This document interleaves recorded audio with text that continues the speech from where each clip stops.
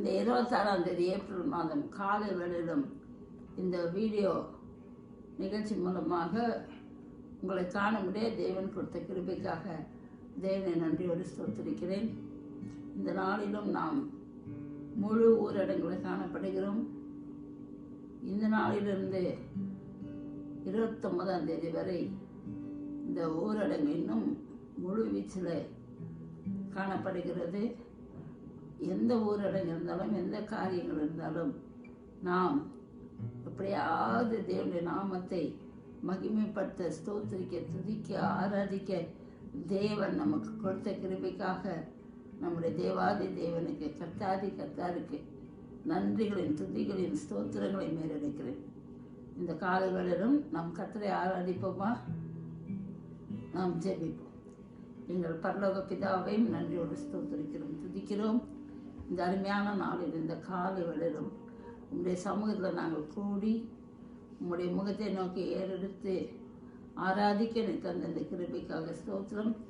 இந்த நாளிலும் இந்த ஆராதனை முழுவதையும் உங்களுடைய கரத்தில் நீ பொறுப்பேற்று நடத்தும், பெரிய காரியங்களை செய்யும். இயேசுவின் நாமத்தில் பிதாவே, ஆமென். நாம் இப்பொழுது ஒரு பாடலை பாடுவோம். அன்பு நேசரே, உம் திருமுகம் தேடி அர்ப்பணித்தேன் என்னையே. ஆராதனை, துதி, ஸ்தோத்திரங்கள் அன்பனே உமக்கு தந்தே. ஆராதனை, துதி, ஸ்தோத்திரங்கள் அப்பனே உமக்கு தந்தே. ஆராதனை, ஆராதனை, ஆராதனை, ஆராதனை, ஆராதனை, ஆராதனை, ஆராதனை, ஆராதனை அன்பு இயேசுராஜனுக்கே. ஆவியான தேவனுக்கே, அன்பர் இயேசுராஜனுக்கே. ஆவியான தேவனுக்கே, இந்த நாளில் ஒவ்வொரு நிமிடமும் உந்தன் நினைவால் நிரம்ப வேண்டும். இந்த நாளில் ஒவ்வொரு நிமிடமும் உந்தன் நினைவால் நிரம்ப வேண்டும். என் வாயின் வார்த்தை எல்லாம் பிறர் காயமாற்ற வேண்டும்.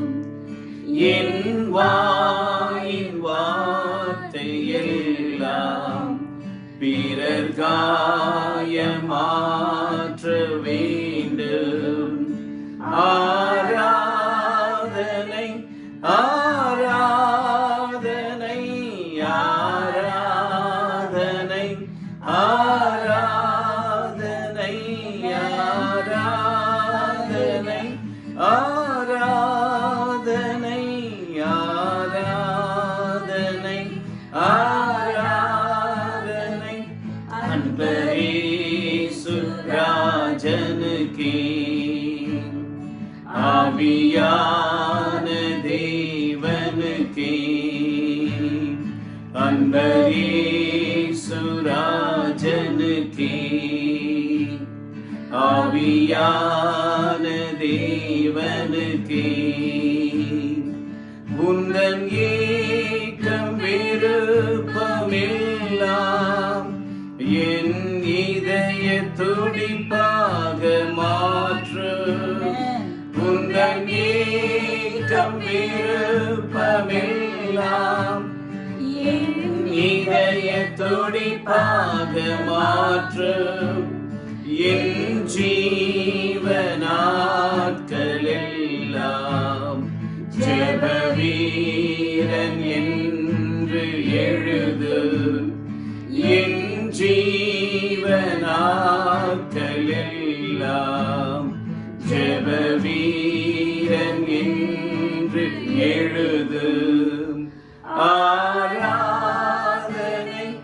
ஆராதனை ஆராதனை ஆராதனை ஆராதனை ஆராதனை ஆராதனை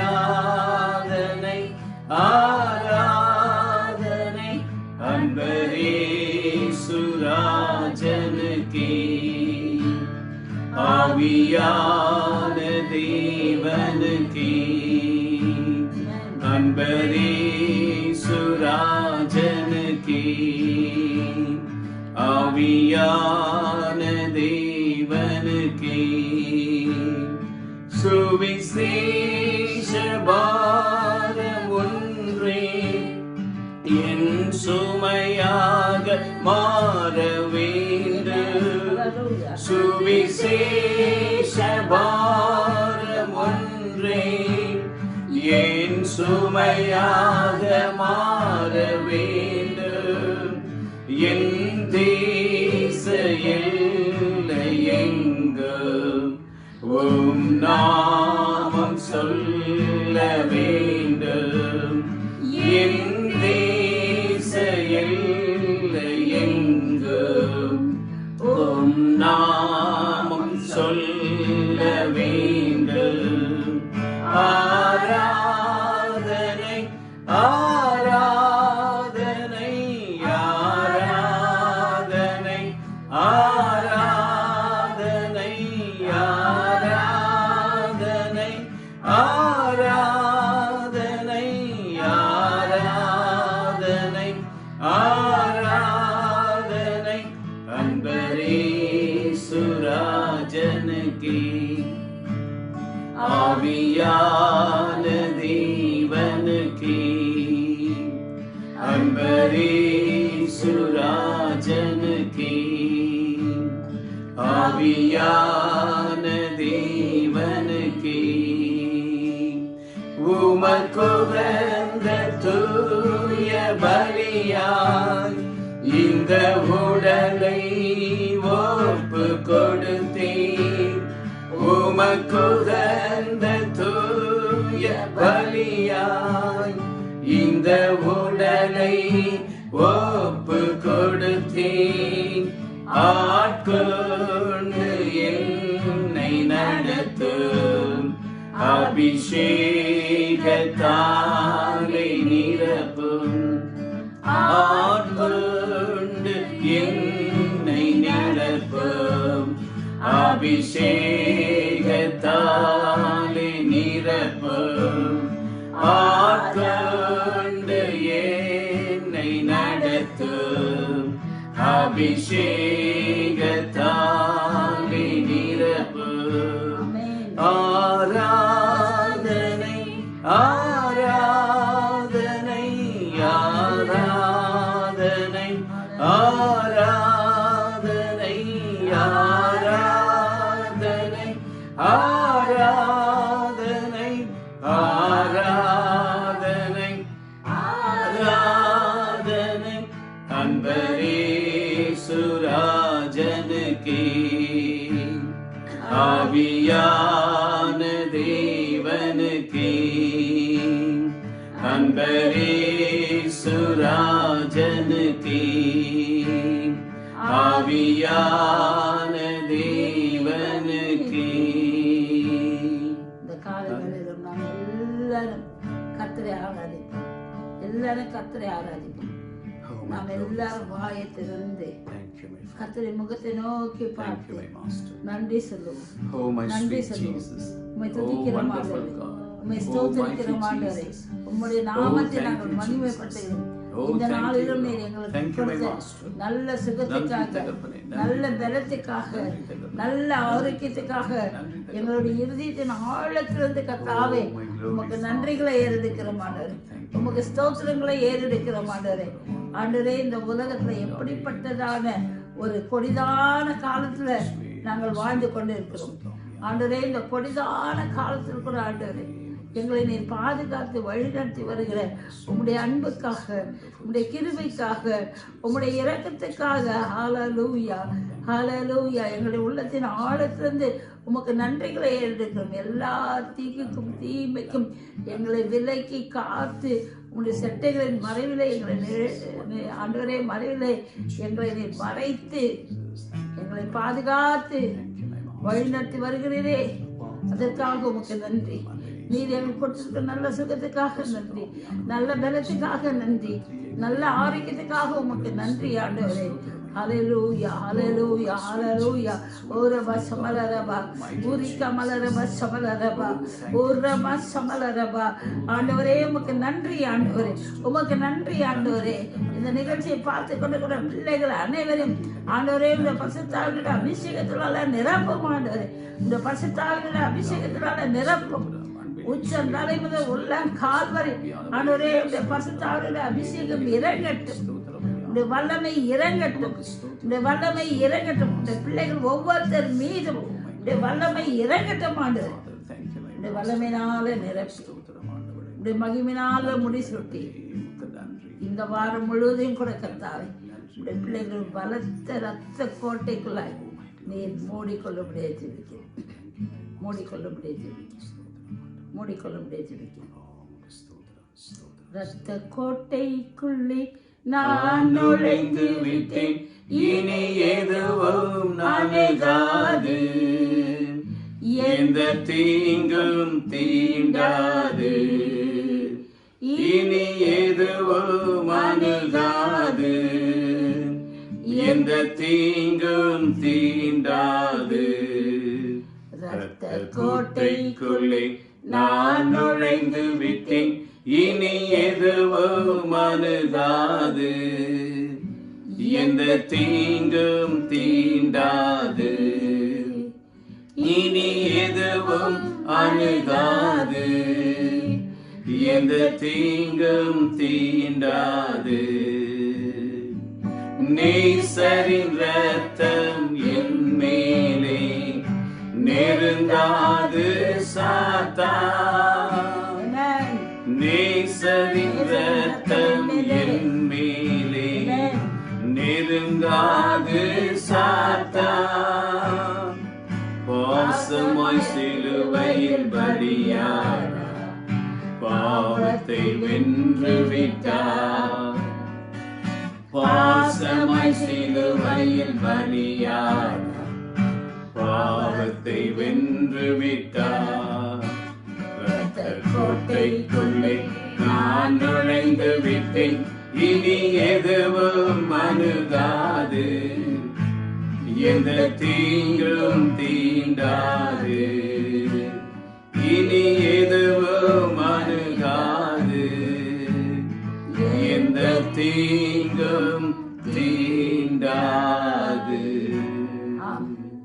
இந்த வாரத்திலும் கர்த்தர் அவருடைய ரத்த கோட்டைக்குள்ளே உங்களை வைத்திருக்கிறார். விசுவாசிகள் ரத்த கோட்டைக்குள்ளே நாம் எல்லாம் அவருடைய ரத்த கோட்டைக்குள்ளே நாம் காணப்படுகிறோம். ஏதோ நம்ம அணுகாது, எந்த தீங்கும் நம்மை தீண்டாது. அந்த விசுவாசத்தோடு இந்த காலையிலும் தொடர்ந்து நாம் இந்த ஆராதனைக்கு நாம் கடந்து செல்வோம். வேத வசனத்தை தியானிப்போம். கர்த்தருடைய வார்த்தைக்காய் நாம் காத்திருப்போம். தொடர்ந்து கர்த்தருடைய நாமம் மகிமைப்படுவதாக. ஆமென். கர்த்தருடைய பரிசுத்த நாமத்திற்கு மகிமை உண்டாகட்டும். இந்த ஏப்ரல் மாதத்தின் இந்த இறுதி ஞாயிறன்று நாம் அவரவருடைய இல்லங்களிலே கூடி தேவனை ஆராதிக்கும்படியாய் தேவன் நமக்கு தந்த கிருபைக்காக, தேவன் நமக்கு தந்த அனுகூலமான இந்த காரியத்துக்காக நான் நன்றிகளையும் ஸ்தோத்திரங்களையும் நான் ஏறெடுக்கிறேன். அருமையான என் அன்பு தேவ பிள்ளைகளுக்கு என் வாழ்த்துக்களை நான் தெரிவித்துக் கொள்கிறேன். தேவனுடைய சமாதானம், தேவனுடைய கிருபை உங்கள் அனைவரோடு கூட இருப்பதாக. இந்த நாளிலும்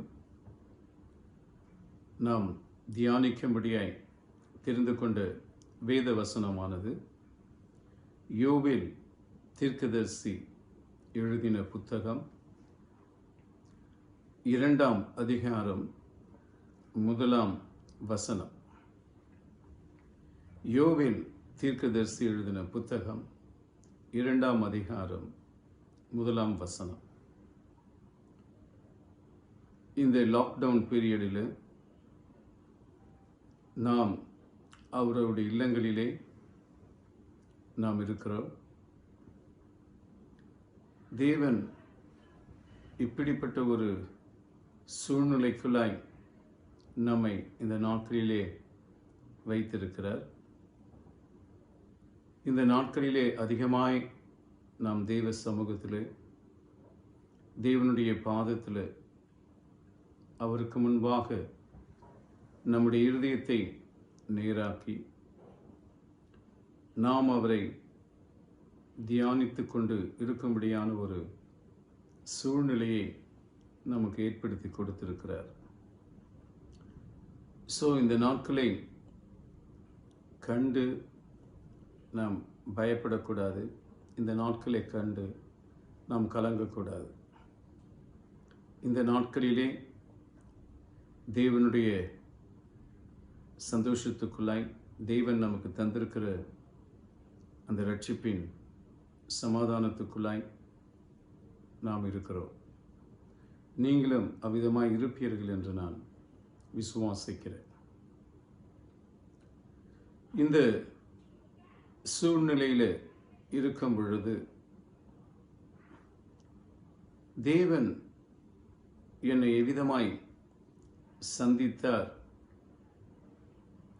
அந்த சந்திப்பை நான் இந்த நாளிலே உங்களோடு கூட பகிர்ந்து கொள்ளும்படியாய் நான் ஆசைப்படுகிறேன்.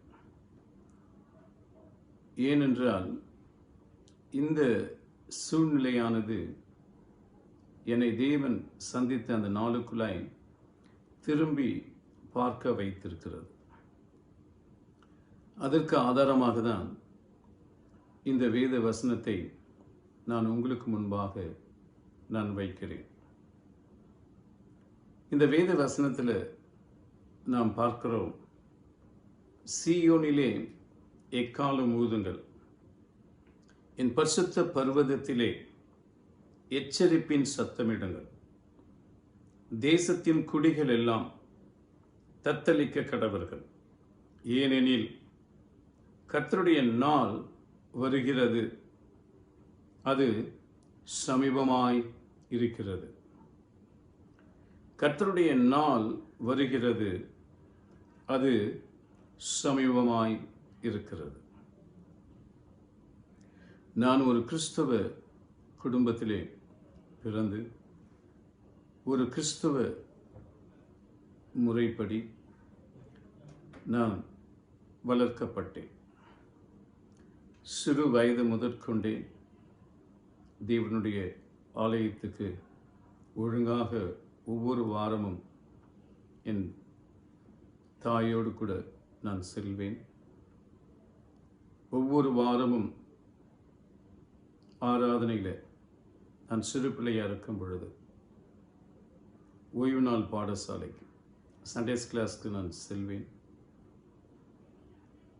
சிறு பருவத்திலிருந்தே வேதத்தை வாசிக்கவும் ஜெபிக்கவும் என் பெற்றோர்கள் என்னை பழக்கி வைத்தார்கள்.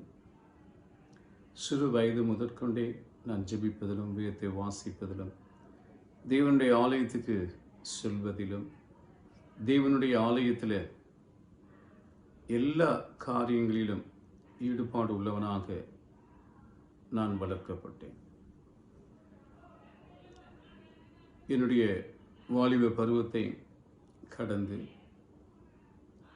எனக்கு திருமணமாகி என் இல்லற வாழ்க்கையை நான் ஆரம்பித்த அந்த ஆரம்ப நாட்களிலேயே தேவன் என்னை சந்தித்தார். எங்களுடைய இல்லற வாழ்க்கையை நாங்கள் ஆரம்பித்த பொழுது அந்த ஆரம்ப நாட்களிலேயே எங்களுடைய வாழ்க்கையானது பலவித கஷ்டங்களுக்குள்ளாய், பலவித நஷ்டங்களுக்குள்ளாய், பலவித பிரச்சனைகளுக்குள்ளாய் கடந்து சென்றது. அவ்விதமாய் எங்களுடைய இல்லற வாழ்க்கையை ஆரம்பித்த அந்த ஆரம்ப நாட்களிலேயே நாங்கள் அநேக கஷ்டங்களை, நஷ்டங்களை, பிரச்சனைகளை நாங்கள் அனுபவித்தோம். அந்த நாட்களிலே நாங்கள் தெரிந்து கொண்டது, அந்த பிரச்சனையின் போது, அந்த கஷ்டத்தின் போது, அந்த நஷ்டத்தின் போது தேவனை, கடவுளை இன்னும் அதிகமாய் தேட வேண்டும், அவருடைய பாதத்தை இன்னும் அதிகமாய் பற்றி கொள்ள வேண்டும் என்று சொல்லி தேவன் எங்களுக்கு உணர்த்தினார். அந்த உணர்த்துதலின்படி நானும் என் மனைவியும் சேர்ந்து இருவரும் ஒருமித்து தெய்வ சமூகத்திலே அதிகமாய் ஜெபிக்க ஆரம்பித்தோம். இருவரும் சேர்ந்து ஜெபிப்பது மாத்திரமல்ல, நாங்கள் இருவரும் தனித்தனியாக தெய்வ சமூகத்திலே ஜெபித்து தேவனோடு கூட நாங்கள் சஞ்சரிக்கிற ஒரு பிள்ளைகளாய் நாங்கள் மாறினோம்.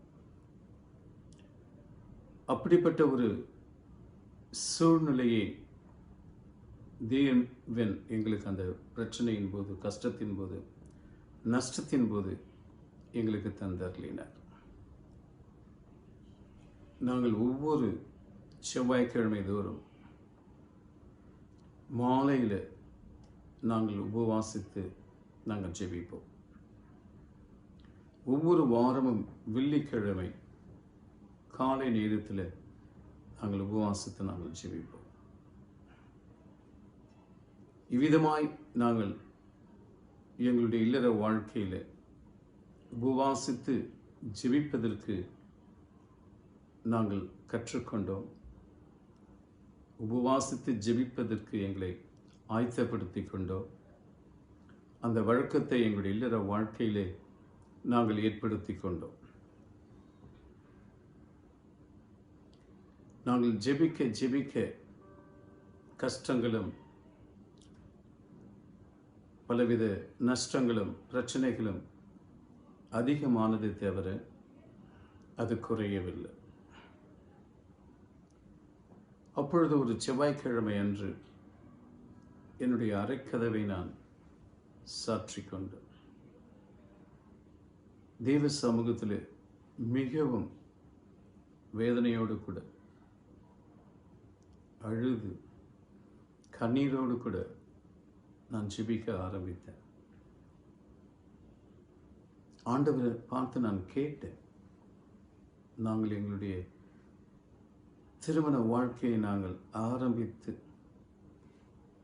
எங்களுடைய இல்லற வாழ்க்கையின் இந்த ஆரம்ப நாட்களிலேயே இவ்வளவு கஷ்டத்துக்குள்ளாய் நாங்கள் கடந்து செல்ல வேண்டுமா? இதற்காக தான் எங்களை நீர் இணைத்தீரா? எங்களுக்கு ஒரு வாழ்க்கையை நீர் ஏற்படுத்தி கொடுத்தீரா என்று சொல்லி தெய்வ சமூகத்தில் நான் கண்ணீரோடு கூட நான் ஜெபித்தேன். நான் திருமணம் பண்ணும் பொழுது ஒரு பிஸ்னஸ், ஒரு வியாபாரத்தை நான் செய்து கொண்டிருந்தேன். அந்த வியாபாரத்தை என்னுடைய சிஎஸ்ஐ ஆயர் அவர்கள் தான் வந்து ஜெபித்து ஆரம்பித்து கொடுத்தார்கள். அவர்கள்தான் வந்து அந்த பிஸ்னஸை ஜெபித்து தெய்வ சமூகத்தில் தேவனுடைய கரத்தில் ஒப்பு கொடுத்து பிரதிஷ்டை செய்தார். அப்பொழுது கூட ஜெபத்தோடு கூட தான் ஆரம்பித்தோம். அப்பொழுது கூட இப்படிப்பட்ட ஒரு சூழ்நிலைக்குள்ளாய் நாங்கள் தள்ளப்பட்டு இருக்கிறோமே, எங்களை குறித்த உம்முடைய நோக்கம் என்ன? என்னை குறித்த உம்முடைய நோக்கம் என்ன என்னை குறித்து நீர் என்ன திட்டம் பண்ணியிருக்கிறீர், உம்முடைய திட்டம் என்ன என்று சொல்லி அன்றைக்குதான் தேவனுடைய சித்தத்துக்கு, தேவனுடைய திட்டத்தை அறிந்து கொள்ளும்படியாய்,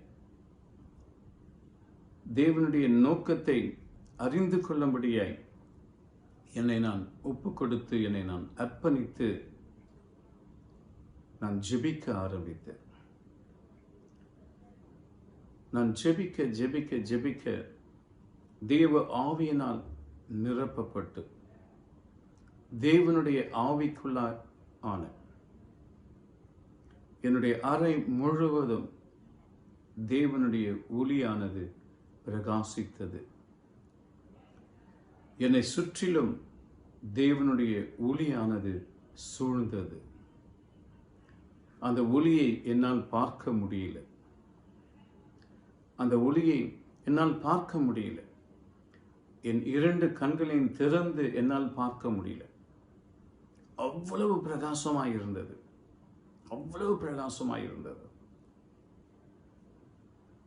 அவ்விதமாய் நான் அந்த ஒளியை பார்த்து கொண்டிருக்கிற வேளையில் நான் அண்ணாந்து பார்க்கும் பொழுது வானம் திறக்கப்பட்டது.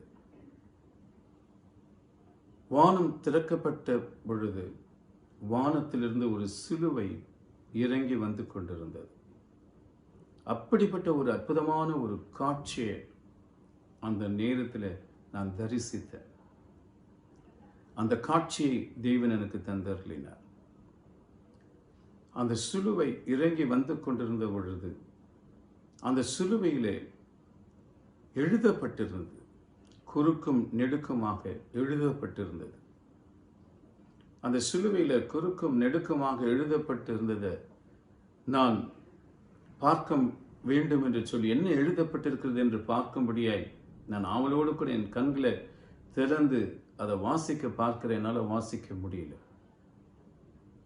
அப்பொழுது தேவனை நோக்கி நான் கெஞ்சல, ஆண்டவரே எனக்கு பிரகாசமுள்ள மனக்கண்களை தாரும், அதில் என்ன எழுதப்பட்டிருக்கிறது என்பதை வாசிப்பதற்கு என் கண்களை திறந்தருளும் என்று சொல்லி என் இருதயத்தில் நான் ஜெபித்த பொழுது என்னுடைய கண்கள் திறக்கப்பட்டது.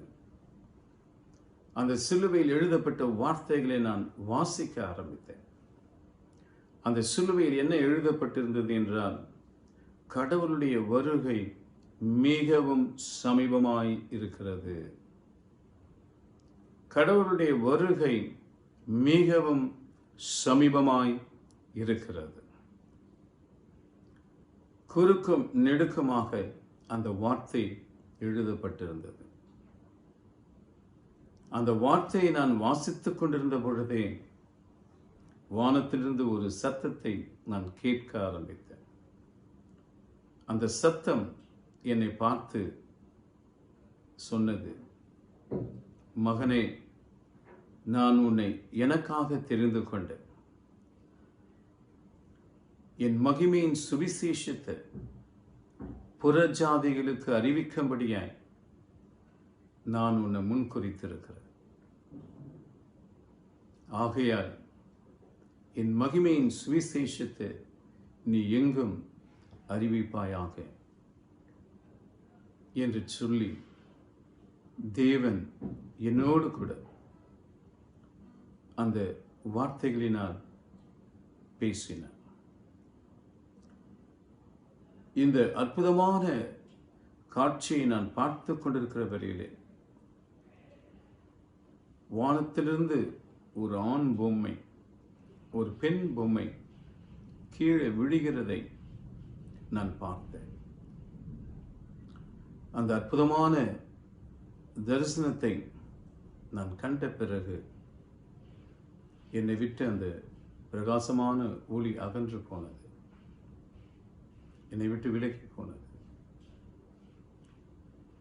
பிறகு நான் தெய்வ சமூகத்தில் என்னை தாழ்த்தி ஒப்பு கொடுத்து, ஆண்டவரே, என்னை எந்த நோக்கத்தோடு கூட இந்த உலகத்தில் என்னை சிருஷ்டிக்கிறோ, என்னை உருவாக்கினரோ, அந்த நோக்கத்தை என்னிலே நீர் நிறைவேற்றும். இன்றைக்கு நீர் பேசின பிரகாரமாக நான் உமது சுவிசேஷத்தை எங்கும் சொல்கிற ஒரு மகனாக என்னை நீர் அனுப்பும், என்னை நீர் கொண்டு செல்லும்.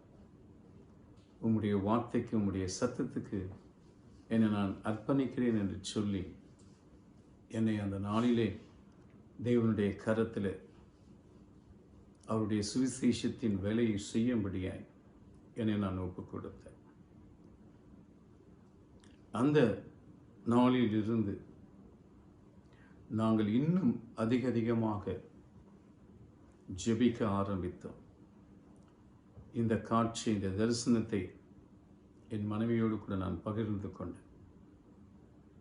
இருவரும் சேர்ந்து தேவனுடைய ஊழியத்தை செய்யும்படியாய் நாங்கள் தீர்மானித்து, நாங்கள் திட்டம் பண்ணி அதற்காக நாங்கள் காத்திருந்தோம்.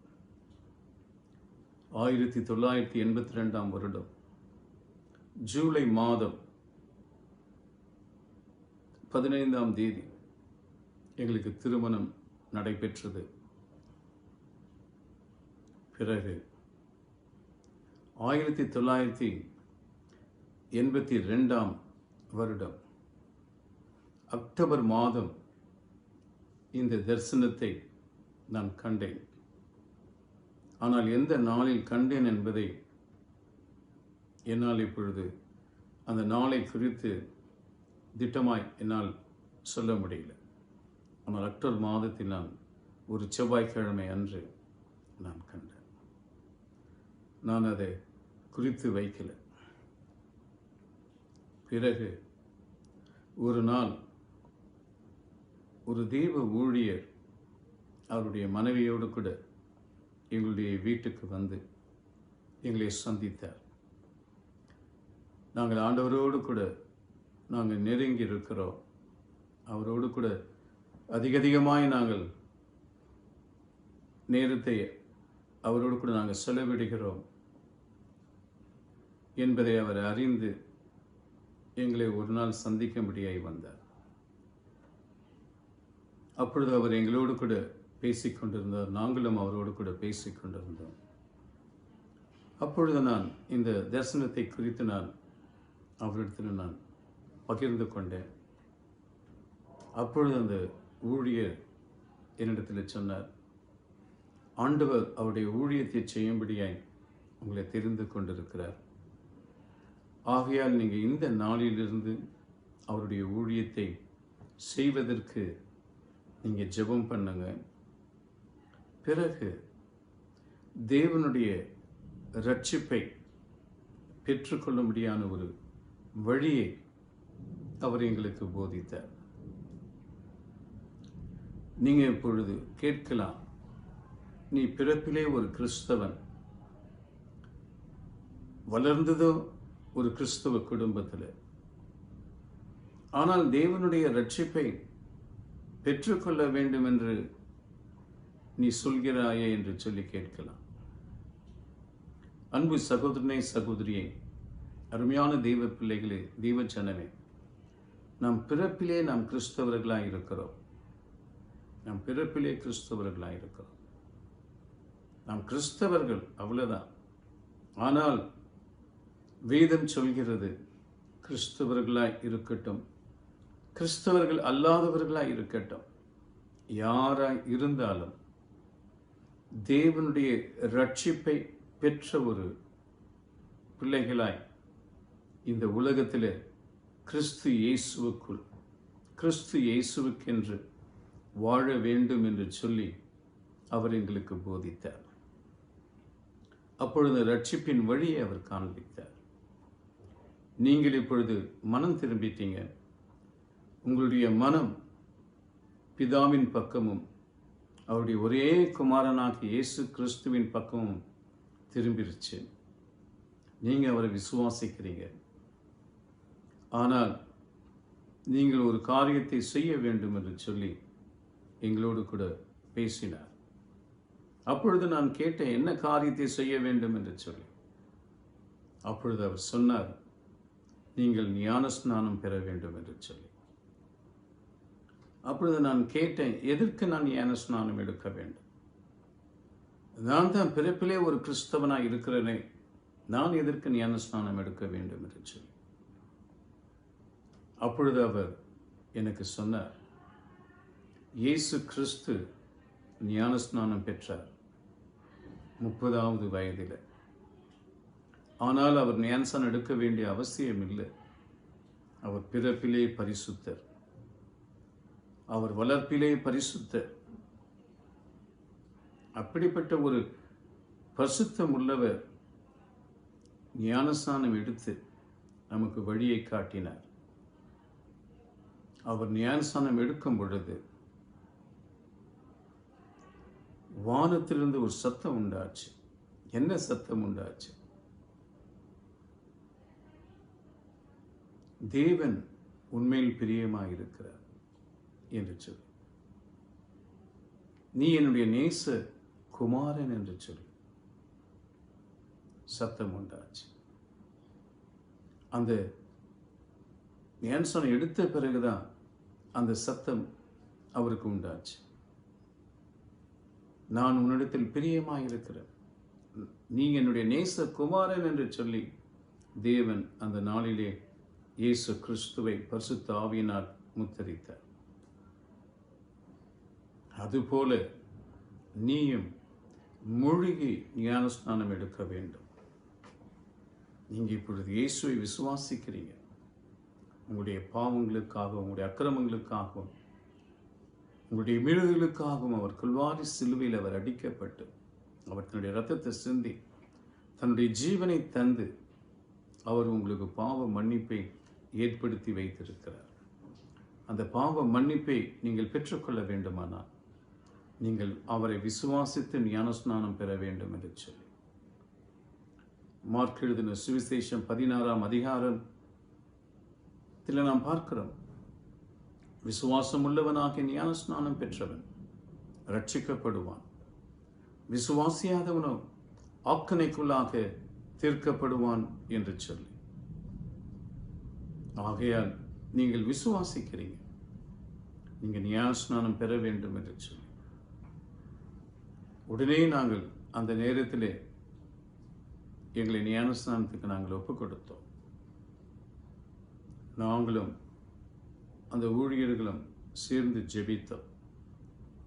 பிறகு நான் சொன்னேன், நான் ஒரு சிஎஸ்ஐ திருச்சபையை சார்ந்தவன், அங்கே இந்த முழுக்க ஞானஸ்நானம் கொடுக்க மாட்டாங்க, நான் எங்கே எடுக்கிறது என்று சொல்லி கேட்டேன்.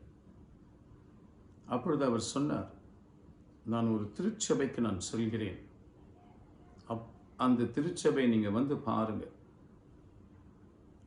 வந்து பார்த்துட்டு அங்கே நீங்கள் எடுத்துக்கொள்ளுங்கள் என்று சொல்லி எங்களை அந்த வாரம் ஞாயிற்றுக்கிழமை அன்று அவர் போகின்ற திருச்சபைக்கு எங்களை அழைத்தார்.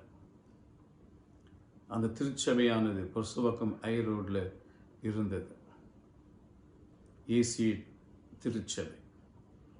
அந்த திருச்சபையினுடைய போதகர் பாஸ்டர் சுந்தரம், பாஸ்டர் சாம் சுந்தரம் அவர்கள். நாங்கள் அந்த ஞாயிற்றுக்கிழமை அந்த ஆராதனைக்கு செல்லும் பொழுது அந்த ஊழியர் எங்களை பாஸ்டர் சுந்தரம் அவர்களுக்கு அறிமுகப்படுத்தினார். நாங்கள் உள்ள நுழையும் பொழுதே பாஸ்டர் சுந்தரம் அவர்கள் அங்கு நின்று கொண்டிருந்தார்கள். அப்பொழுது அவரிடத்தில் எங்களை அறிமுகப்படுத்தி, இவங்க ஞானஸ்நானம் எடுப்பதற்கு தங்களை ஒப்பு கொடுத்துருக்குறாங்க, அவங்க ஞானஸ்நானம் எடுத்துக்கணும் கேட்குறாங்க என்று சொல்லி. அப்பொழுது அவர் எங்களை பார்த்து ஒரு கேள்வி கேட்டார், ஆயத்தமாக இருக்கிறீங்களா என்று சொல்லி. நாங்கள் சொன்னோம், நாங்கள் ஆயத்தமாக இருக்கிறோம் என்று சொன்னோம். அடுத்த வாரம் வந்து எடுத்துக்கொள்ளுங்கள் என்று சொன்னார்.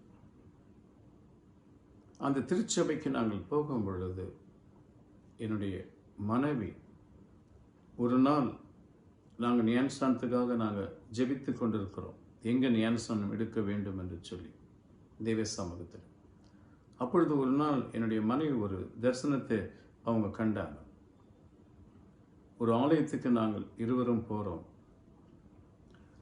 அந்த ஆலயத்தில் எங்களுடைய உறவினருடைய ஒரு குடும்பம் அந்த ஆலயத்தில் இருக்கிறது. நாங்கள் அவர்களை அந்த ஆராதனையை நாங்கள் சந்திக்கிறோம். அப்படிப்பட்ட ஒரு காட்சியை அவங்க தன்னுடைய சொப்பனத்திலேயோ தரிசனத்திலேயோ எதுலேயோ அவங்க பார்த்தாங்க. அதை என்னிடத்தில் பகிர்ந்து கொண்டாங்க. அப்போ அந்த திருச்சபைக்கு நான் போகும்பொழுது தான் எனக்கு ஞாபகம் வந்தது, என்னுடைய உறவினர் அந்த திருச்சபைக்கு தான் வருகிறார்கள் என்று சொல்லி.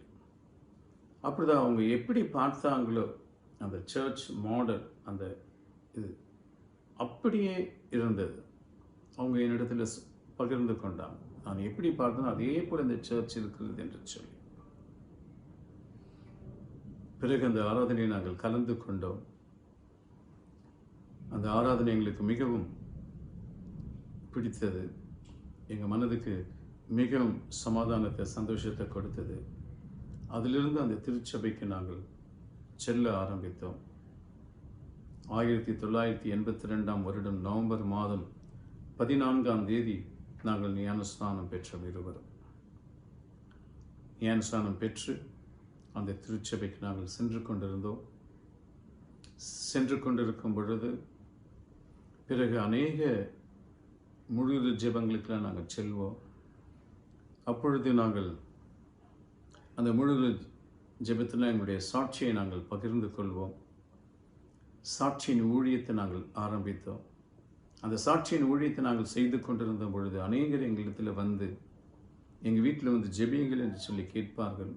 அவ்விதமாக நாங்கள் ஜெப ஊழியத்தை நாங்கள் ஆரம்பித்தோம். இவ்விதமாய் நாங்கள் சாட்சியின் ஊழியத்தையும் ஜெப ஊழியத்தை நாங்கள் செய்து கொண்டிருக்கும் பொழுது தேவனுடைய ராஜ்யத்தின் சுவிசேஷத்தை, அந்த ரட்சிப்பின் சுவிசேஷத்தை அநேக புறஜாதிகளுடைய இல்லத்தில் போய் நாங்கள் அறிவிக்கும்படியாக தேவன் எங்களுக்கு வாய்ப்பை தந்தருளினார். அந்த இல்லங்களுக்கெல்லாம் நாங்கள் போய் சென்று சுவிசேஷத்தை நாங்கள் அறிவித்து அநேகரை ஆண்டவருக்குள்ளே நாங்கள் வழிநடத்தினோம். அநேகரை ஆண்டவருக்குள்ளே நாங்கள் கொண்டு வந்தோம். இன்றைக்கு ஒரு திருச்சபையை தேவன் ஸ்தாபிக்கும்படியாய் கிருபை தந்து ஒரு திருச்சபையை நாங்கள் நடத்தி கொண்டிருக்கிறோம். ஆகையால் அருமையான தேவ பிள்ளைகளே, தேவ சனமே, இந்த நாளில் நான் விசேஷ விதமாய் உங்களுக்கு சொல்ல வருவது என்னவென்றால், இந்நாட்களிலே என்னுடைய உள்ளத்தில், என்னுடைய இருதயத்தில் இதுதான் ரொம்ப அதிகமாய் துணித்து கொண்டிருக்கிறது. கடவுளுடைய வருகை மிகவும் சமீபமாயிருக்கிறது. கர்த்தர் என்னை அழைத்த பொழுது அந்த எச்சரிப்பின் சத்தத்தை தான் தேவன் எனக்கு தெரியப்படுத்தினார். அந்த எச்சரிப்பின் சத்தத்தை தான் தேவன் எனக்கு தந்தருளினார். சீயோனிலே எக்கால ஊதுங்கள், என் பரிசுத்த ஸ்தலத்திலே எச்சரிப்பின் சத்தத்தை அறியுங்கள்.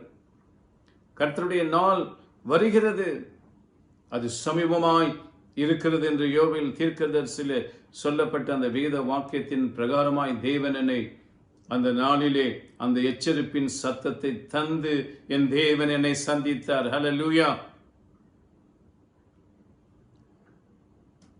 ஆகையால் கடந்த நாட்களிலே உங்களுக்கு கொடுத்த அந்த தேவ செய்தியின்படி மத்திய எழுதின சுவிசேஷம் 24ஆம் அதிகாரத்தில் இயேசு கிறிஸ்து அவருடைய வருகையை குறித்தும், ரகசிய வருகையை குறித்தும், பகிரங்க வருகையை குறித்தும் அதில் அறிவிக்கிறார். வேதனையின் காலத்தை குறித்தும், உபத்திரவத்தின் காலத்தை குறித்தும், அந்தி கிறிஸ்துவனுடைய காலத்தை குறித்தும் அவர் அறிவிக்கிறார். இன்றைக்கு இந்த உலகத்தில் இப்பொழுது நடைபெற்று கொண்டிருக்கிற இந்த சம்பவமானது, இந்த லாக்டவுன் பீரியட் நமக்கு ஒரு ட்ரையலாக இருக்குது. ஆமாம், தேவன் நமக்கு ஒரு ட்ரையலை கொடுத்திருக்கிறார். ஒரு எச்சரிப்பை தேவன் நமக்கு இதன் மூலமாய் நமக்கு கொடுக்கிறார். கர்த்தருடைய பிள்ளைகளாகிய நமக்கு மாத்திரமல்ல, இந்த உலகத்தில் இருக்கிற எல்லா மக்களுக்கும் இதன் மூலமாக ஒரு எச்சரிப்பின் சத்தத்தை தேவன் கொடுக்கிறார். ஆண்டவராகிய இயேசு கிறிஸ்துவினுடைய வருகை மிகவும் மிகவும் சமீபமாயிருக்கிறது. அந்த நாள் சீக்கிரமாய் வரப்போகிறது. அதற்கு நீங்களும் நானும் ஆயத்தப்பட வேண்டும். நாம் ஆயத்தப்படுவது மாத்திரமல்ல, இந்த லாக்டவுன் பீரியட் முடிந்த பிறகு திரும்பமாய் நாம் நல்ல ஒரு சூழ்நிலைக்குள்ளாய் நாம் வருவோம். அந்த வரும் நாளிலே தேவனுடைய ராஜ்யத்தின் சுவிசேஷத்தை எங்கும் அறிவிக்கின்ற ஒரு பிள்ளைகளாக சபை எழும்ப வேண்டும். எல்லா சபைகளும் எழும்ப வேண்டும். இந்த நாட்களிலே தேவனுடைய ராஜ்யத்தின் சுவிசேஷத்தை அதிகமாய் அறிவிப்பதற்கு சபை எழும்ப வேண்டும். சபை எழும்ப வேண்டும். சபை என்பது கிறிஸ்துவுக்குள் வாழ்ந்து கொண்டிருக்கிற ஒவ்வொரு சகோதரனும் சகோதரியையும் குறிக்கிறது. தேவனுடைய ஊழியத்தை செய்கிறவர்கள் மாத்திரம் சுவிசேஷத்தை அறிவிக்க வேண்டும் என்பது அல்ல.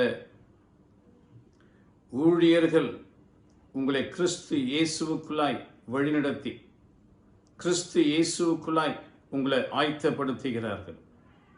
கிறிஸ்து இயேசுவுக்கென்று உங்கள் ஒவ்வொருவரையும் எழும்பி பிரகாசிக்க வைக்கிறார்கள். ஊழியர்களுடைய வேலை அதான்.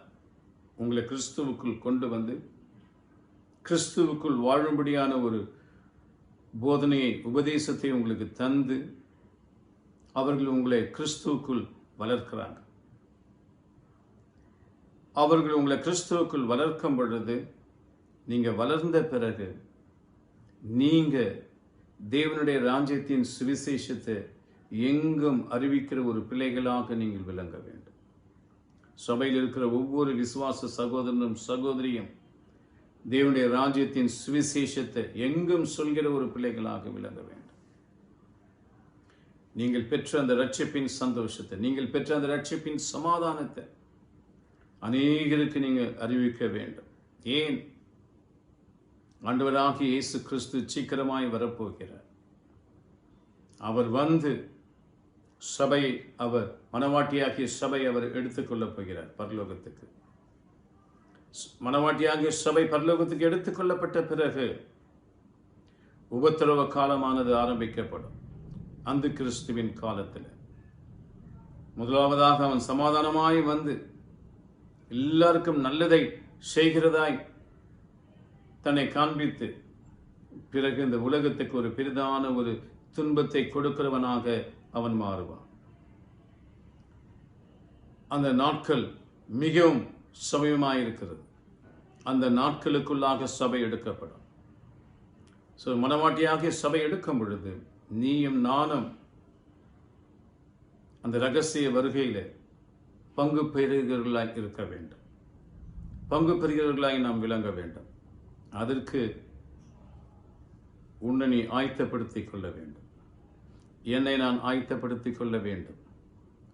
ஒவ்வொரு தேவனுடைய பிள்ளைகளும் தங்களை ஆயத்தப்படுத்திக் கொள்ள வேண்டும்.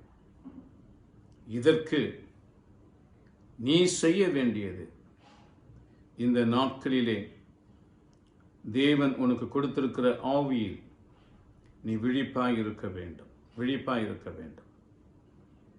விசேஷ விதமாக உன்னுடைய தனிப்பட்ட ஜெப வாழ்க்கை, உன்னுடைய தனிப்பட்ட ஜெப ஜீவியம் அதிகமாயிருக்க வேண்டும். அதிகமாயிருக்க வேண்டும். தேவன் அதை தான் விரும்புகிறார். ஒவ்வொரு தேவனுடைய பிள்ளைகளும் தனிப்பட்ட முறையில் அவர்கள் தேவனோடு கூட சஞ்சரிக்கிற ஒரு பிள்ளைகளாக மாற வேண்டும். ஏனோக்கு எவ்விதமாய் தேவனோடு கூட சஞ்சரித்து அவன் எடுத்துக்கொள்ளப்பட்டானோ, நோவா எவ்விதமாய் தேவனோடு கூட சஞ்சரிக்கப்பட்டு அந்த ஜலத்தின் அழிவிலிருந்து காப்பாற்றப்பட்டானோ, குடும்பமாக காப்பாற்றப்பட்டானோ, அதுபோல நீங்களும் நானும் தனிப்பட்ட முறையில் தனி ஜெபம், ஒவ்வொரு தேவனுடைய பிள்ளையிடத்திலும் தனி ஜெபம் அதிகமாக இருக்கணுங்க. ஜெபத்தை வேடிக்கை பார்க்கிற ஒரு பிள்ளைகளாய் நீங்கள் இருக்கக்கூடாது. ஜெபத்தை வேடிக்கை பார்க்கிற ஒரு பிள்ளைகளாய் இருக்கக்கூடாது.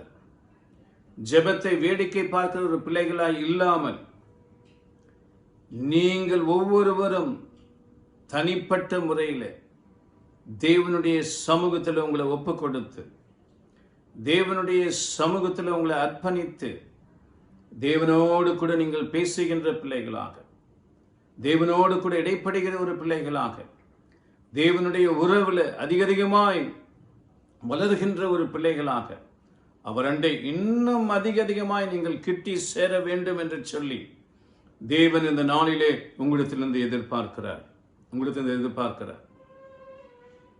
ஆகையால் அன்பு சகோதரனே, சகோதரியே, ஆண்டவர் இந்த நாட்களிலே என்னுடைய இருதயத்தில் உணர்த்தினதை இன்றைக்கு நான் உங்களோடு கூட நான் பகிர்ந்து கொள்கிறேன்.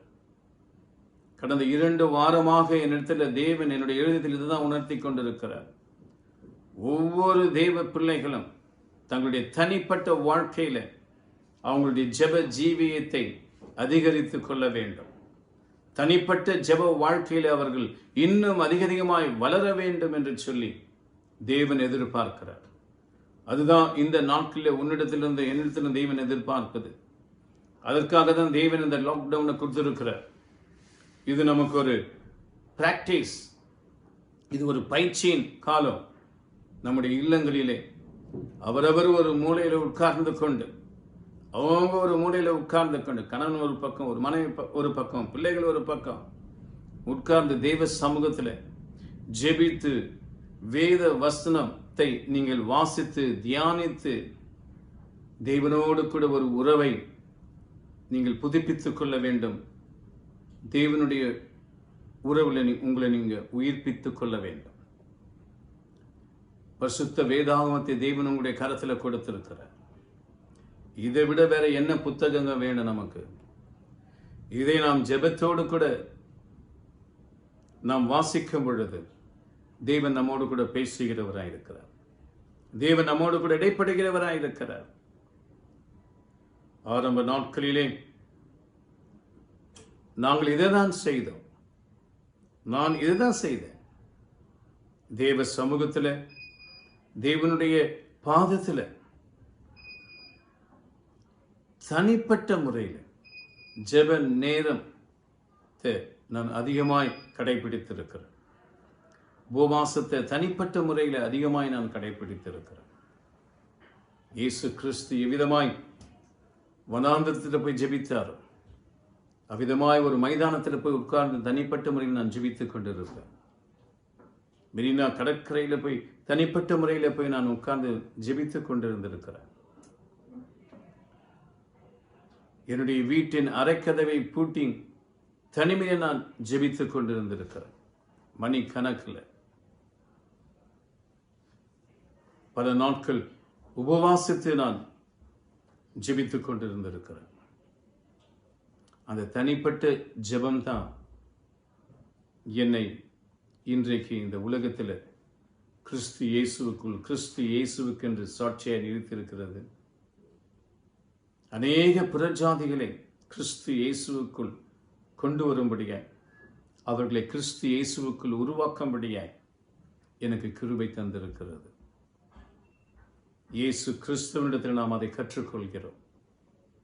இயேசு கிறிஸ்து தன்னுடைய ஊழியத்தை ஆரம்பிக்கும் பொழுது அவர் ஞானஸ்நானம் பெற்ற பிறகு, பரிசுத்தாவின் அபிஷேகத்தை பெற்ற பிறகு, அவர் 40 நாள் வனாந்தரத்தில் போய் தனிமையில் இருந்து உபவாசம் பண்ணினார்.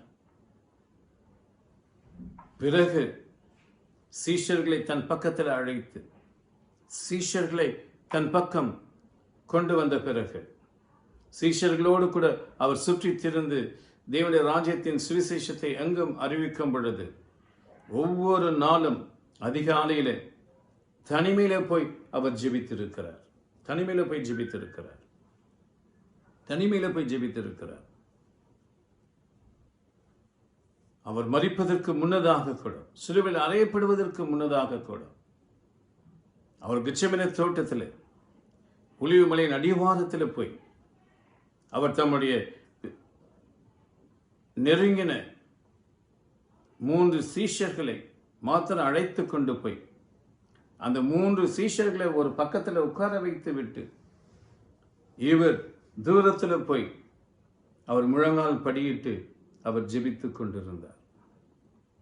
இயேசு கிறிஸ்துவிடத்தில் நாம் கற்றுக்கொள்கிறது தனி ஜெபம், தனி ஜெபம், தனி ஜெபம், தனி ஜெபம், தனி ஜெபம். தனி ஜெபம் ரொம்ப முக்கியங்க. ஆகையால் இந்த நாளிலிருந்து ஜெபத்தை வேடிக்கை பார்க்கிற ஒரு பிள்ளைகளாய் இல்லாமல் உன் அறக்கதவை பூட்டி உன் தெய்வனோடு கூட, உன் அப்பாவோடு கூட, உன் பிதாவோடு கூட, உன் இரட்சகரோடு கூட, உன் போதகரோடு கூட, அவர்தான் உன் மெய்ப்பர், உன் மெய்ப்பரோடு கூட, அவர்தான் உனக்கு பிரதான ஆசாரியர், அந்த பிரதான ஆசாரியரோடு கூட, அவர்தான் உனக்கு பிரதான தலைவர், அந்த தலைவரோடு கூட நீ தனிமையில பேசு, அவரோடு கூட உறவாடு. அவர் நிச்சயமாய் உன்னோடு கூட பேசுவார், உன்னோடு கூட இடைப்படுவார். உன் மனதில் என்னென்ன கேள்வி இருக்கிறதோ அந்த கேள்விக்கெல்லாம் அவர் உனக்கு பதில் தருவார். நான் உனக்கு பதில் கொடுக்கணும்னு அவசியமே இல்லை, நான் உனக்கு போதிக்கணும்னு அவசியமே இல்லை. நீ தனிமையில் அவரோடு கூட நீ உறவாடு. நீ அநேகருக்கு போதிக்கிற ஒரு மகனாக மாறுவ, அநேகருக்கு சுவிசேஷத்தை அறிவிக்கிற ஒரு மகளாக நீ மாறுவ. ஆகையால் இந்த நாட்களிலே தனி ஜெப ஜீவியத்தை நாம் வளர்த்து கொள்ள வேண்டும். தனி ஜெப ஜீவியத்துக்குள்ள நாம் உருவாக வேண்டும் என்பது தேவன் எனக்கு உணர்த்தி கொண்டிருக்கிறார். இந்த நாட்களில் அந்த தனி ஜெபம் தனிந்து போயிருக்கிறது, தனிந்து போயிருக்கிறது. இன்றைக்கு விசுவாசிகள் ஜெபத்தை வேடிக்கை பார்க்கிற விசுவாசிகளா இருக்கிறாங்க. ஒரு ஜெபம் பண்ணுவாங்களாம், இவங்க வேடிக்கை பார்ப்பாங்களாம், அவங்க ஜெபிக்கிறத கேட்பாங்களாம். அதுவல்லங்க இந்த காலத்தில், அதுவல்ல இந்த காலத்தில். உன்னை நீ ஆயத்தப்படுத்திக் கொள்ள வேண்டும். உன்னை நீ தெய்வ சமூகத்தில் ஒப்பு கொடுத்து உன்னை நீ ஆயத்தப்படுத்திக் கொள்ள வேண்டும். உன் குடும்பத்தை தேவனுடைய கரத்தில் ஒப்பு கொடுத்து உன் குடும்பத்தை நீ ஆயத்தப்படுத்திக் கொள்ள வேண்டும். அதுக்காக தான் இந்த தருணம் உனக்கு கொடுக்கப்பட்டிருக்கிறது. அதுக்காக தான் நீ குடும்பமா இன்றைக்கு பூட்டிய அறைக்குள்ள இருக்கிற, நீ பூட்டிய அறைக்குள்ள இருக்கிற, பூட்டிய வீட்டுக்குள்ள இருக்கிற. உன்னை நீ ஆயத்தப்படுத்திக்கொள், உன் குடும்பத்தை நீ ஆயத்தப்படுத்திக்கொள் கர்த்தருடைய வருகைக்கு. இதுதான் தேவன் இந்த நாட்களிலே என்னோடு கூட இடைப்பட்டுக் கொண்டிருக்கிறார். தேவாவியான எனக்கு இதுதான் உணர்த்தி கொண்டிருக்கிறார்.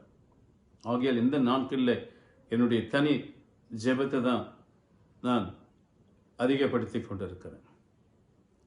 என்னுடைய தனி வேத வாசிப்பை தான் நான் அதிகப்படுத்தி கொண்டிருக்கிறேன். நோவாவுடைய குடும்பத்தையும் தேவன் காப்பாற்றினார். நோவா தான் நீதிமான், நோவா தான் சஞ்சரித்தான் தேவனோடு கூட.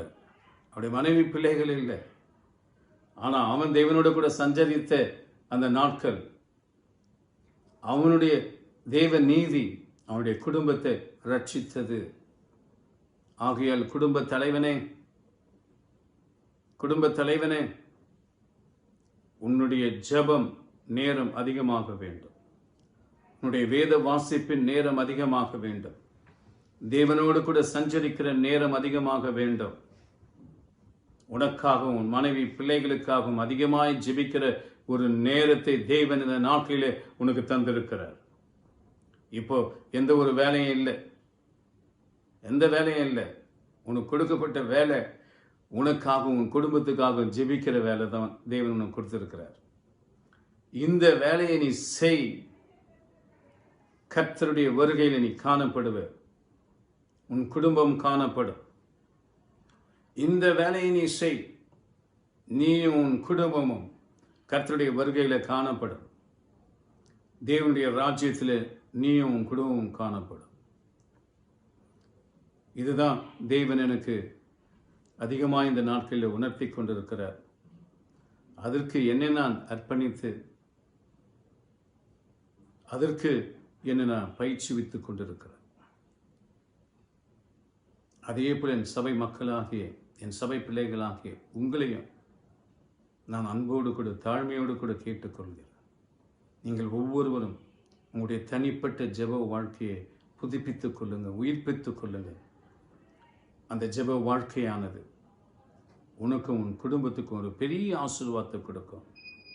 அது மாத்திரமல்ல, அநேகரை அநேகருடைய குடும்பங்களை உங்களுடைய ஜெப வாழ்க்கையானது ஆண்டவராகிய இயேசு கிறிஸ்துவின் மேல் விசுவாசம் வைப்பதற்கு அது உதவும். நம்முடைய பரம தகப்பனிடத்தில் அநேக குடும்பங்கள் மனம் திரும்புவதற்கு, அவர் பக்கம் மனம் திரும்புவதற்கு அந்த ஜெப வாழ்க்கை உதவும். ஆகையால் இதை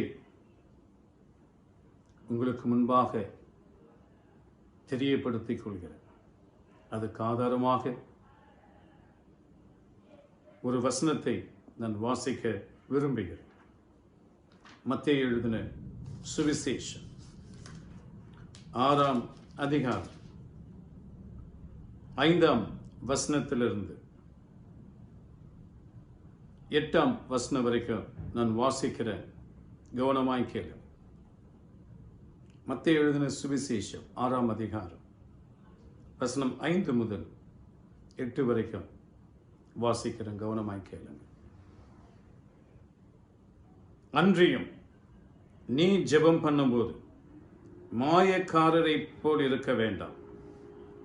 மனுஷர் காணும்படியாக அவர்கள் ஜெப ஆலயங்களிலும் வீதிகளின் சந்திகளிலும் நின்று ஜெபம் பண்ண விரும்புகிறார்கள். அவர்கள் தங்கள் பலனை அடைந்து தீர்ந்ததென்று மெய்யாகவே உங்களுக்கு சொல்லுகிறேன். நீயோ ஜெபம் பண்ணும்போது உன் அறை வீட்டுக்குள் பிரவேசித்து உன் கதவை பூட்டி அந்தரங்கத்தில் இருக்கிற உன் பிதாவை நோக்கி ஜெபம் பண்ணு.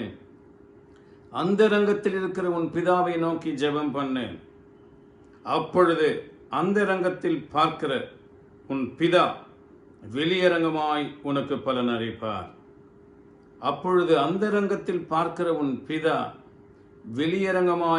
பதிலளிப்பார்.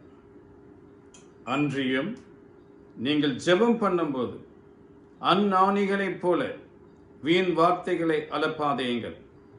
அவர்கள் அதிக வசனிப்பினால் உங்கள் ஜெபம் கேட்கப்படும் என்று நினைக்கிறார்கள்.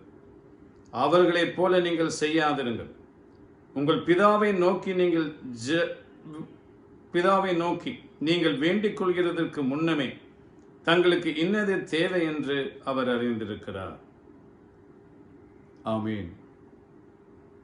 ஆண்டவராகிய இயேசு கிறிஸ்து அந்த மலை பிரசங்கத்தில் தம்முடைய சீஷர்களுக்கும் அன்றைக்கு அந்த மலையில் கூடி வந்த ஜனங்களுக்கும் அவர் உபதேசித்து சொன்ன காரியம்,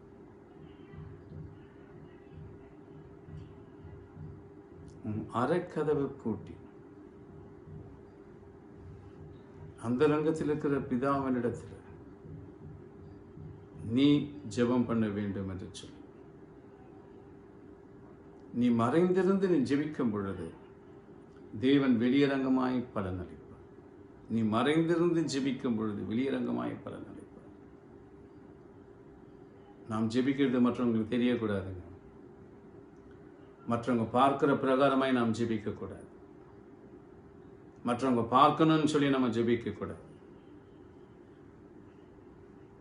அதை ஆண்டவர் விரும்பலை. நீ மறைந்திருந்து ஜெபிக்க. அதுதான் இயேசு நமக்கு கற்றுக் கொடுத்தார்.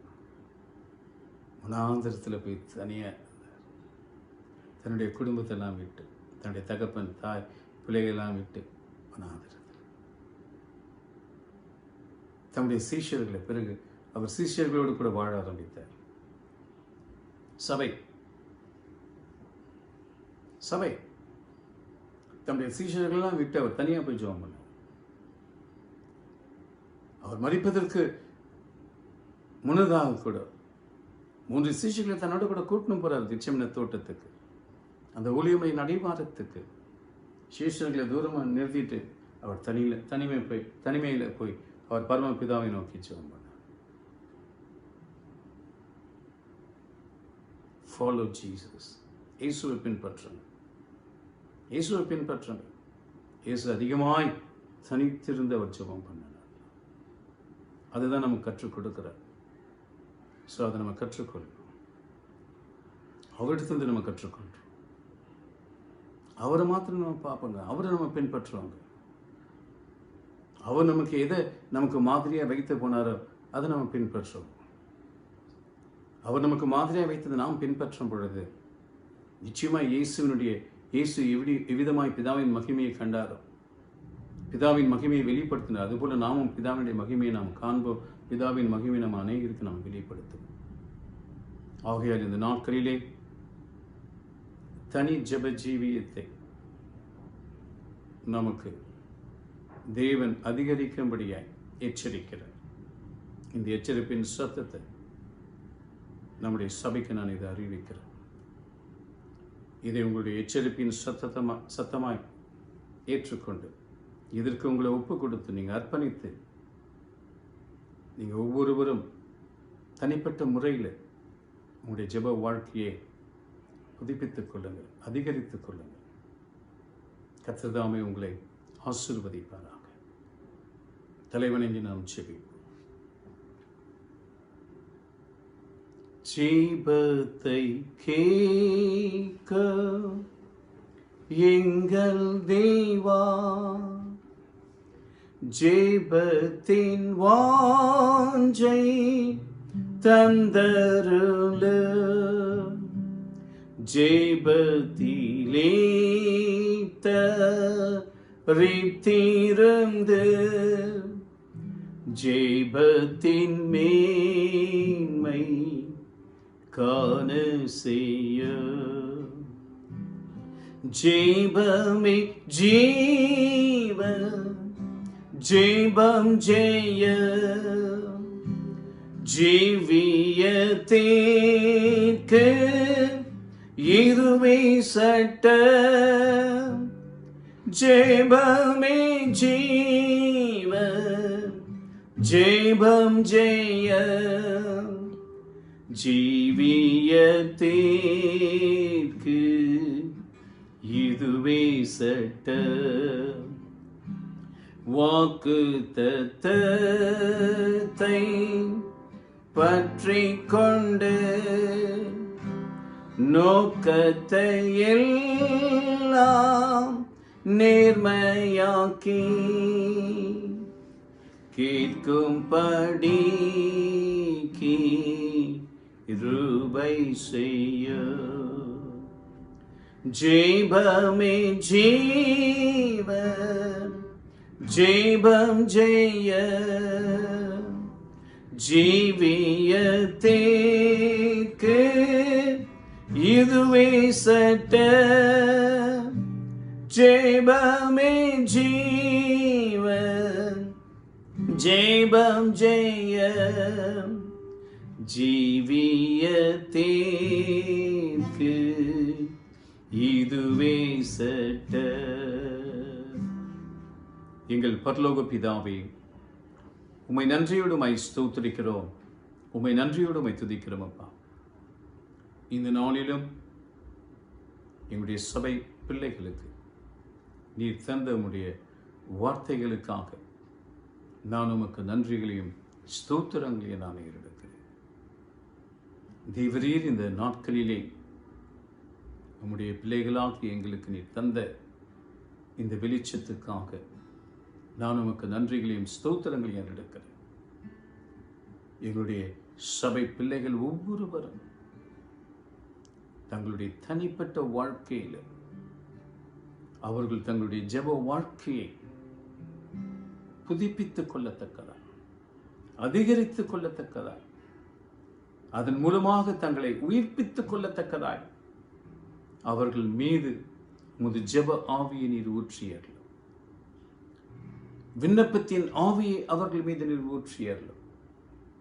தனிப்பட்ட முறையிலே உமது பாதத்திலே, உமது சமூகத்திலே ஜெபித்து, வேதத்தை வாசித்து, வேதத்தை தியானித்து, உமோடு கூட நேரத்தை செலவிடத்தக்கதான ஒரு கிருபையை, தருணத்தை உமது பிள்ளைகளுக்கு நீர் தந்தார், எங்களுக்கு நீர் தந்தார், எனக்கு நீர் தந்தார், என் குடும்பத்திற்கு நீர் தந்தார், என் குடும்பத்தில் இருக்கிற என் மனைவி பிள்ளைகளுக்கு நீர் தந்தார், என் பெற்றோர்களுக்கு நீர் தந்தார், என் உடன்பிறப்புகளுக்கு நீர் தந்தார். அதுபோல என் சபை மக்களுக்கு, என் சபை பிள்ளைகள் ஒவ்வொருவருக்கும், அவருடைய குடும்பத்துக்கும், அவருடைய வீட்டார் அனைவருக்கும், அவர்களுக்கு தந்திருக்கிற மனைவி பிள்ளைகளுக்கு, பெற்றோர்களுக்கு, உடன்பிறப்புகளுக்கு, அவர்களுக்கு தந்திருக்கிற கணவன்மார்களுக்கு தேவரீர் அந்த தனிப்பட்ட ஜெப வாழ்க்கையை நீர் தந்து அவர்களுடைய வாழ்க்கையை நீர் புதுப்பிக்கும்படியே நான் ஜெபிக்கிறேன்.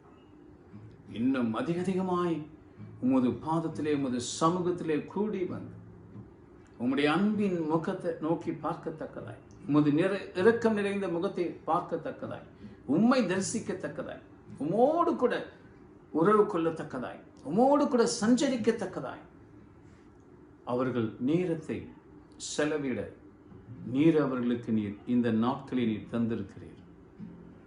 இந்த நாட்களிலே அவர்கள் இந்த ஜெப வாழ்க்கைக்கு நேராய் தங்களுடைய மனதை திருப்பி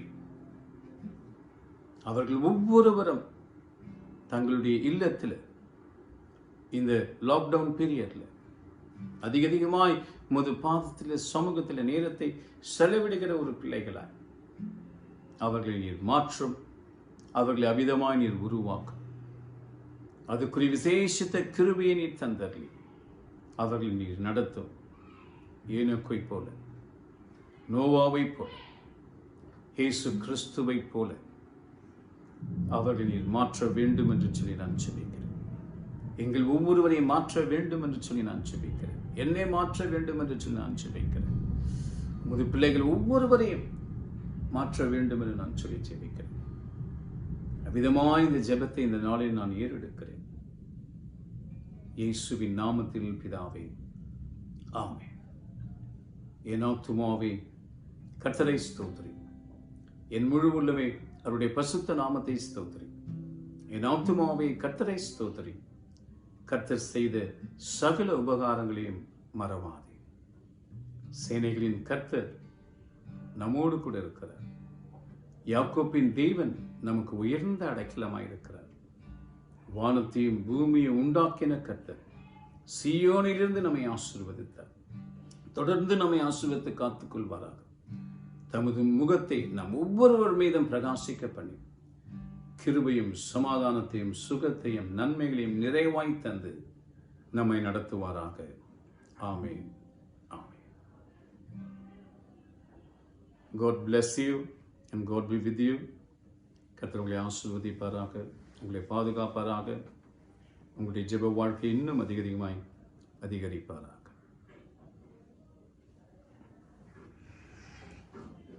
Amen.